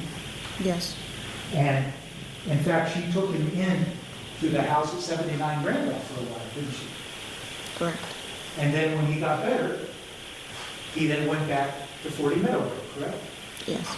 And that was around the first week of September, wasn't it? I'm not sure the exact dates. And then from then on, he stayed and lived at 40 Meadowbrook, correct? Correct. And at the time now, talking about September of 2020, it's fair to say that your father was working, correct? He had a job. Correct. And there were times when he'd have to go out of state. He'd go to other places for his work, correct? Yes. And it's fair to say that during this period of time, your father would interact with other friends, and he'd go out to dinner, and he was just living his life, correct? I don't know. Okay. During this period of time, Ms. Savitz, it's fair to say that both your mother and father were working on getting you into college, correct? If you know.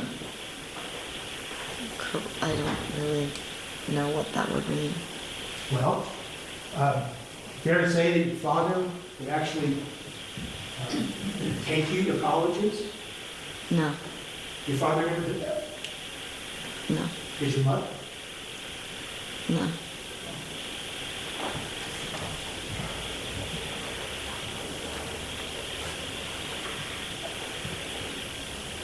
You had a car of your own, Yes. and did you ever drive your father around?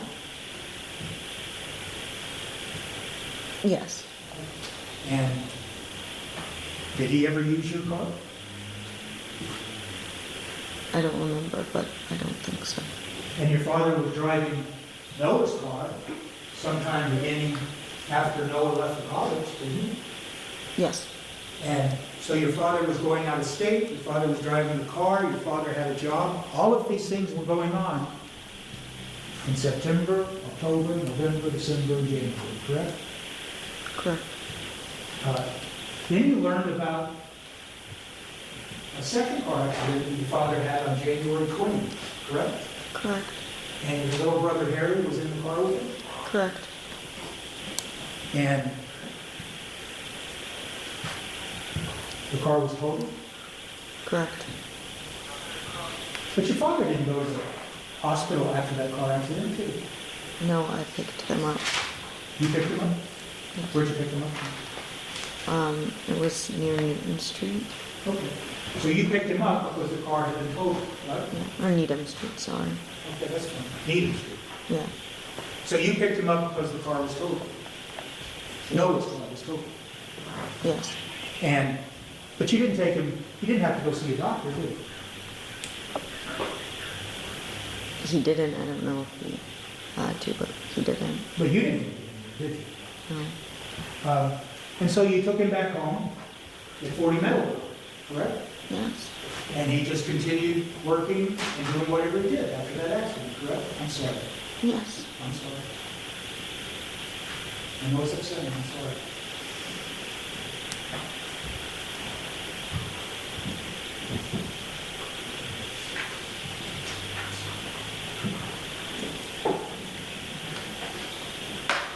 Miss Savitz, we're likely going to have to break. Do you want to break now? I'm okay. Okay. Thank you. Um,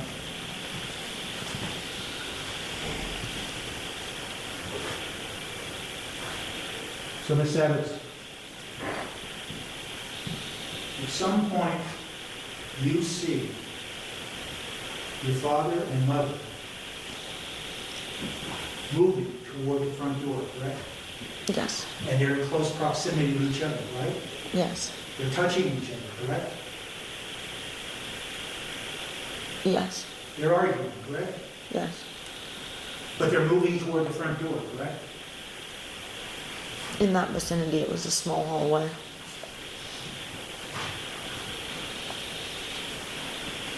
And after your father collapsed, you called 911, correct? I called him before he collapsed. I called 911 before he collapsed. I'm sorry. And after he collapsed, your mother never said, don't call the police or anything like that, did she? No. And your mother stayed there and did CPR to your father and didn't try to leave the house, did she? No, she didn't. And as far as you know, when the police came, did you see your mother talk to the police? I don't remember. I was upstairs with the police officer and my brother. I talked to the police when they first came. I waited for them outside. I'd like to stop cross-eyed. All right, there is one more. I don't think it's very long. It looked like it was going to be long, but it's not. Get it open.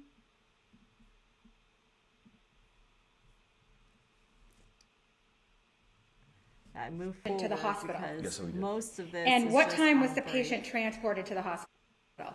23:36. Okay.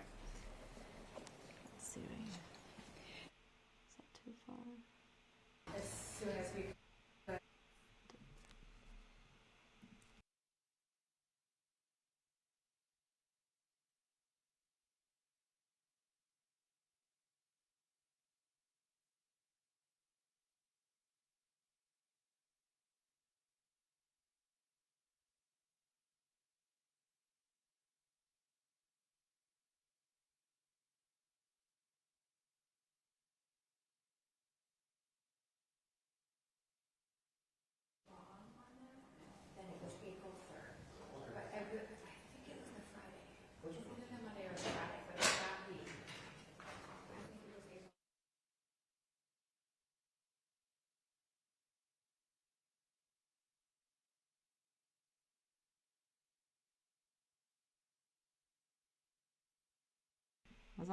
Was I muted? I think I was muted. The dad's house was $1.1 million. I might have been muted, so you guys missed that. All the houses on the East Coast are all historic houses and very old and very expensive. Versus Bellevue McGee. Can I have counsel once again identify themselves for the record? Good morning, Your Honor. Jennifer Blair for the Commonwealth. What are your other languages for the Commonwealth? Mr. McGee, good morning, Ms. Crawford. Morning, Your Honor. Larry Dickinson, McGee, City to my right. Good morning, Mr. Tipton. Good morning, Ms. McGee. Good morning, Your Honor. Where are we starting? Do you have objections for me or anything like that, or will that come later?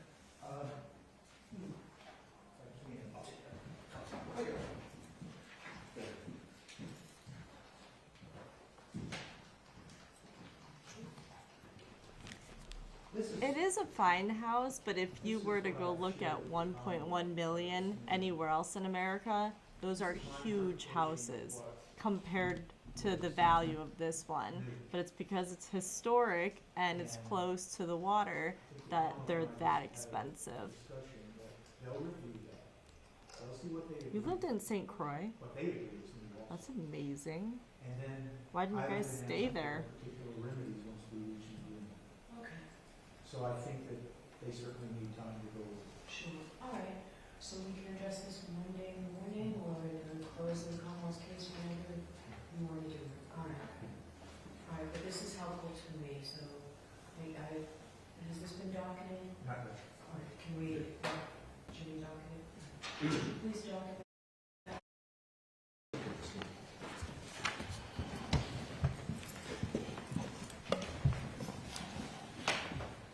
Good morning. Could you please state your name?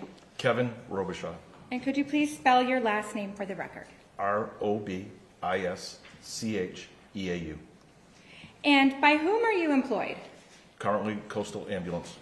And what is your position with Coastal Ambulance? I am a shift commander for the company. And how long have you worked for Coastal Ambulance? They just recently bought from Transformative about 3 years ago. So for that company, 3 years, but it was a succession from Fallon Ambulance to Transformative to Coastal. So I've been with the same company for over 30 years. For over 30 years. So what year did you start with Fallon Ambulance? 97. And do you have any particular training with regards to your employment at Fallon Ambulance and Transformative, which is now Coastal? I'm a paramedic. I'm a senior paramedic in the company. I'm trained in ACLS, pediatric advanced life support, cardio, CPR. And could you explain for the court what is ACLS? Advanced cardiac life support.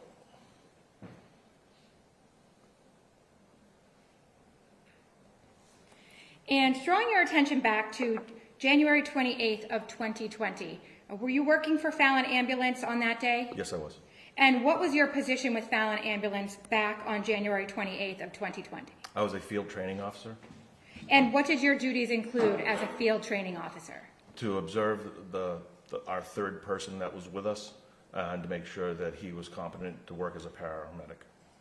And at some point during your shift on January 28th of 2020, were you dispatched to 40 Meadowbrook Road in Brookline? Yes, And can you tell the court what time were you dispatched to 40 Meadowbrook Road? we were dispatched at 2308. At 2308? Yes, And what time did you arrive at 40 Meadowbrook Road? 2309. And was there a patient at 40 Meadowbrook Road that you treated? Yes, And what time were you at the patient? 2310, I believe. And after treating that patient, did you transport that patient to the hospital? Yes, we did. And what time was the patient transported to the hospital? 2336.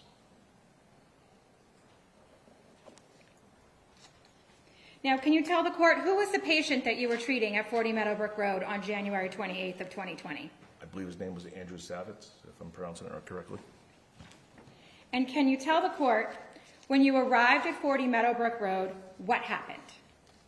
We were updated by the fire department, Brookline Fire Department, that the patient was in cardiac arrest. So the three of us, myself and my partner and a third person, we carried up all our gear and went and found him laying in the hallway in cardiac arrest. And when you saw the patient laying in the hallway, what did you do? We initially started CPR, ventilating the patient and assessing the patient to see what was going on, putting him on the cardiac monitor, seeing what rhythm he's in, doing IO access, administering medications, life-saving medications, and we defibrillated him as well as giving him medications. So can you explain for the court, what is cardiac arrest? Cardiac arrest is when the heart stops and he's not breathing. And how would you describe his breaths, if any, when you arrived at the scene? There basically was agonal breathing, which is like the last breaths before someone totally expires. It's not effective breathing, but they're usually making some sort of almost like a gurgling sound. And how How many respirations does a person have when you're describing agonal breathing? Usually less than 6 a minute. And how many was this patient having? Without referring to my report, I'm You not can go sure. ahead and look at your notes. Thank you, ma'am. While you're-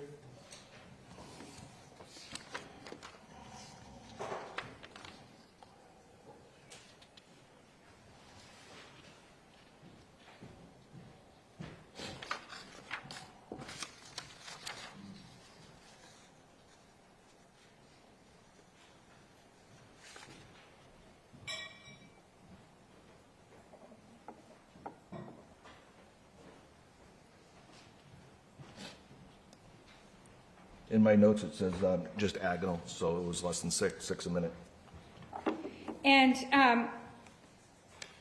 so when you saw that the patient was having these agonal breaths, what did you do? We started ventilating for him, but we had to clear his airway because he had a large amount of vomit in his airway. So you cleared his airway because of the vomit, Yes. and then you started respirating? Yes. And what were the results of that? Still did not stop breathing. His heart actually stopped in the interim of all that time frame, where we continued with CPR. After we suctioned him, we put what's called a laryngeal mask airway into him to help ventilate him. What is a laryngeal mask airway? It's a supraglottic airway that helps ventilating the patient so the air goes directly to his lungs instead of to his stomach. And what was the result of that?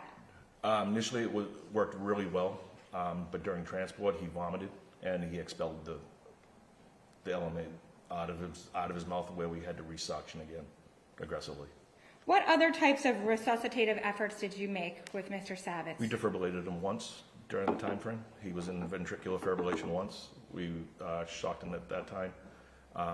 We started an intraosseous, which is a drill that goes into his bone, where we were able to administer medications, and we administered 5 rounds of epinephrine during that time frame. Okay, so just going back, what do you mean by you defibrillated him? Defibrillation is an electric shock that goes through the heart to actually stop the heart, to hopefully that starts beating in a normal beating. And how do you do that? Well, we have pads that adhere to his chest, and we set a certain joules, and the monitor actually gives exactly what's needed. And what kinds of medication did you give him? Epinephrine. And what does the epinephrine do? Epinephrine stimulates the alpha, beta 1, and beta 2 receptors, as well as increasing the vascular resistance in the body, as well as making the heart more conductive to an electrical shock. And what were the results of those treatments? When we initially shocked him, he went into asystole, which is basically total cardiac standstill, and we continued CPR. And during that time frame, after that, we did get pulses back for a brief period of time. And it looked like he was having a heart attack at that point, an inferior heart attack at that point. And can you explain what is the difference between a heart attack and cardiac arrest? Cardiac arrest is you're dead, and a heart attack is that there's dying heart muscle. I'm sorry, could you repeat that? I couldn't hear. A heart attack is the heart is actually dying in the areas, and a cardiac arrest is that you're actually dead at that point, clinically dead. And when you started getting the beats back, where were you? I believe it was somewhere between leaving the scene and the hospital. And how long did it take to get to the hospital? We got there, I think we left the scene at 23:36. We arrived at the hospital at 23:43. And what hospital did you arrive at? Beth Israel. And what was the condition of Mr. Savitz when you got to the hospital? I believe he went back into cardiac arrest at that point. And when you got to the hospital, what did you do with Mr. Savitz? We transferred care to the doctors the doctors and nurses in the facility, into the emergency room.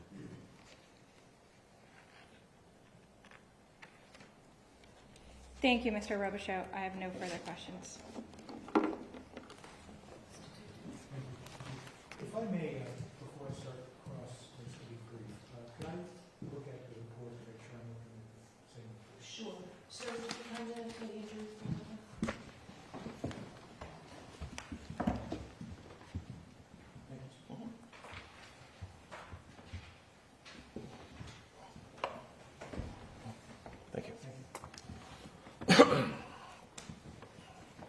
Good morning, sir. Good morning. You were there with a number of other personnel that were working with you, right? Yes, sir. And could you give me the names and give the court the names of those personnel? I can give you my partners. I don't know the fire crew that was on that day. Okay, just your partners. My partner was Janet Looney.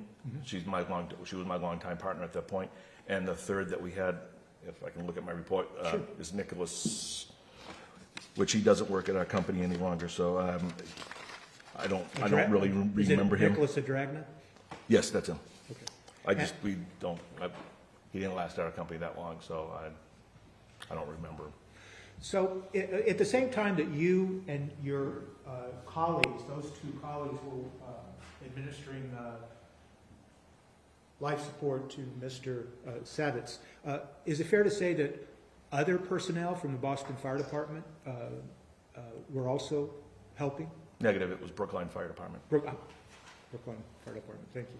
And it's fair to say that when you're administering this type of procedures to try to help someone, that there can be injuries that result from your efforts, correct? Mm-hmm. Is it fair to say that, if you know, that most of Mr. Savitz's ribs were broken in the process? I would assume so. Okay. And the ribs get broken as part of the attempts to administer CPR through chest compression. Am Yes, I sir. right about that? And when you talk about this process of, you said that you administered medication through a bone. Mhm. And is that the proximal tibia? Yes. And so you actually, you used the word drill. It is a drill, Okay. And you drill a hole through the bone. a very small one. Okay. And then you administer the medication through that. Yes, sir. And when you first saw Mr. Savitz, when you appeared, he had vomit around his mouth. Yes, sir. And is it fair to say that while you attempted to give him aid, that there were times when he excreted vomit again? We cleared his airway before we actually start ventilating, and then we put the advanced airway into him. Okay. And then during the transport, he vomited again, Okay, during transit, he when vomited. he expelled the LMA. Tell us what the reference is to airway supraglottic. Supraglottic is, there's different types of airway management. Supraglottic is where it sits in the glottic area of the throat, where endotracheal intubation actually goes into the trachea and secures the airway that way. Now, is that what was applied to Mr. Savitz then? He was given the supraglottic airway. Okay, so what that, I'm going to ask you to explain it, but if I get it wrong, but you're inserting a tube down his throat, correct? Yes, sir. And you're at the end of that tube, or as part of, not at the end of the tube, but as part of that tube, it has a large, I don't know how to describe Cuff. it. Cuff, okay. And then you have to apply air, right? Mhm.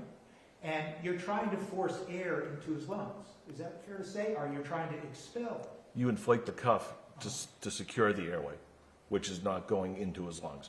On top of the tube, there's a hole on top of the tube where you put the ambu bag, and you're able to inflate the lungs that way. So while you're doing that, you're actually having to insert objects into his mouth, correct? Yes, sir. And you're not doing this, and I hope you understand, you're not doing this politely. You're doing it forcefully because his life's at stake. Is that fair to say?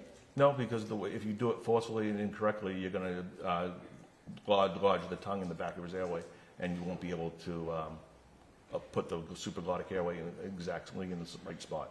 Well, what I mean is you're making sure that when you insert this tube that it goes in the right direction, right? It's a blind insertion. Okay, it's a blind Insertion. That's the way it's described. All right.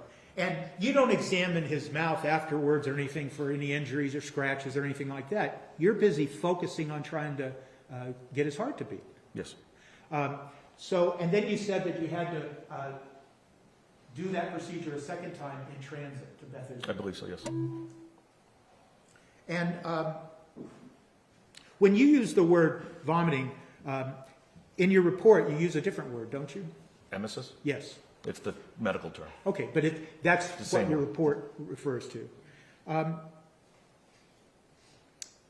And when you apply the defibrillator, that requires a large shock, electrical shock. It requires a shock. It gauges exactly how much it needs. Okay, it leaves, it actually can burn the patient, can't it? If it was multiple shocks, usually yes. Or if it was applied incorrectly. Do you have any personal or professional knowledge with regards to Mr. Savitz, if in fact the application of that defibrillator resulted in burns on his chest? I do not know. Oh, you don't know? No. Okay. You haven't had a chance to, or any reason, to review the autopsy findings of the case? Absolutely not. Okay. Did anybody ask you then, Mr. Robichaud, whether some of the injuries that were later noted on Mr. Savitz could have been the result of the life-saving procedures you and your personnel applied at the scene and later on at transport? No one advised us anything. You did get an ECG scan, right? And did anybody ask you for that? The hospital would have been attached to our report, which I don't see on this report. Okay. But it would have been attached to it, and they would have got copies of it.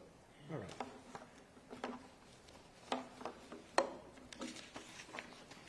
So it's fair to say that a person like Mr. Savitz in these very difficult procedures can incur injuries as a result of your life-saving techniques. Yes.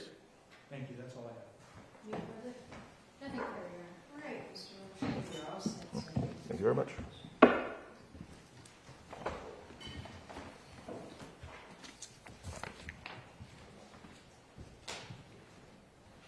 All right, so we did know going in today that it would be a very abbreviated day. Is that it for today?